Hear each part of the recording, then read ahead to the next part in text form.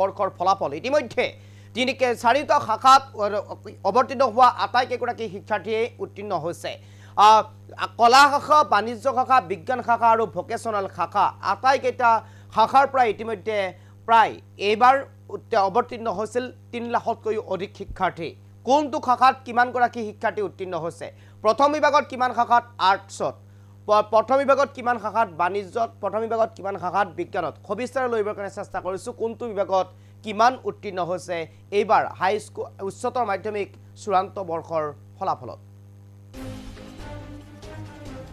এই মুহূৰ্তত কবিকাক লৈবৰ কাৰণে চেষ্টা কৰিছো ঘোষণা হ'ল উচ্চতৰ মাধ্যমিক চূড়ান্ত বৰ্ষৰ ফলাফল পুৱা ৯ বজাৰ লগে লগে ঘোষণা কৰিলে শিক্ষা বিভাগে এইবাৰ কলা শাখাত প্ৰথম বিভাগত উত্তীৰ্ণ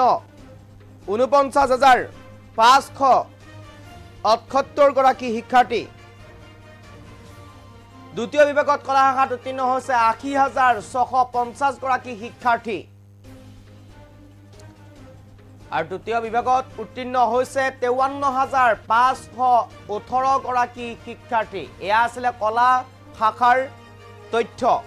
বাণিজ্য শাখাত এইবাৰ প্ৰথম বিভাগত উত্তীৰ্ণ হৈছে ৬,৫১৯ গৰাকী শিক্ষাৰ্থী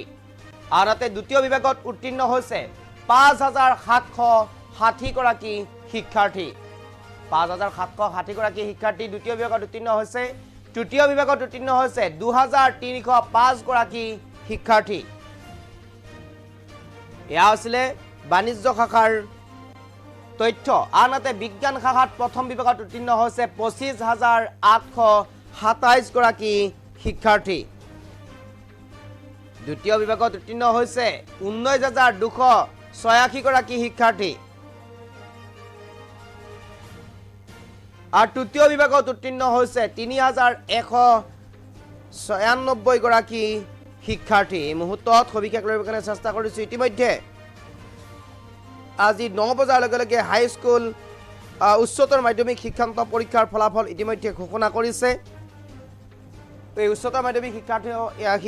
উচ্চতৰ মাধ্যমিক চূড়ান্ত বৰ্ষৰ ফলাফলত চাৰিটা শাখাৰে ইতিমধ্যে ফলাফল ৯ বজাৰ লগে লগে ঘোষণা কৰিছিল শিক্ষা বিভাগে তাৰে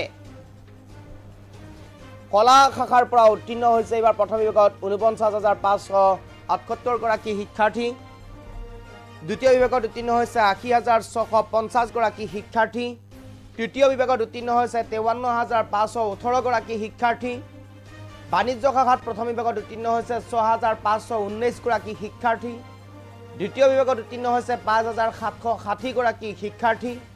তৃতীয় বিভাগত বাণিজ্য শাখাত উত্তীৰ্ণ হৈছে ২,৩০৫ গৰাকী শিক্ষাৰ্থী আনহাতে বিজ্ঞান শাখাতো ঠিক একেদৰেই প্ৰথম শাখাত উত্তীৰ্ণ হৈছে ২৫,৮২৭ গৰাকী শিক্ষাৰ্থী দ্বিতীয় বিভাগত উত্তীৰ্ণ হৈছে ১৯,২৮৬ গৰাকী শিক্ষাৰ্থী আৰু তৃতীয় বিভাগত উত্তীৰ্ণ হৈছে ৩,১৯৬ গৰাকী শিক্ষাৰ্থী আৰু এনেদৰে আজি ৰাতিপুৱাৰ ভাগতেই উচ্চতৰ মাধ্যমিক চূড়ান্ত বৰ্ষৰ ফলাফল ঘোষণা কৰিছে ৰাজ্যৰ শিক্ষা বিভাগে বহু অপেক্ষাৰ অন্তত আজিৰ দিনটোত ৯ বজাৰ লগে লগে উচ্চতৰ মাধ্যমিক চূড়ান্ত বৰ্ষৰ ফলাফল ঘোষণা কৰিলে শিক্ষা বিভাগে এই মুহূৰ্তত সবিশেষ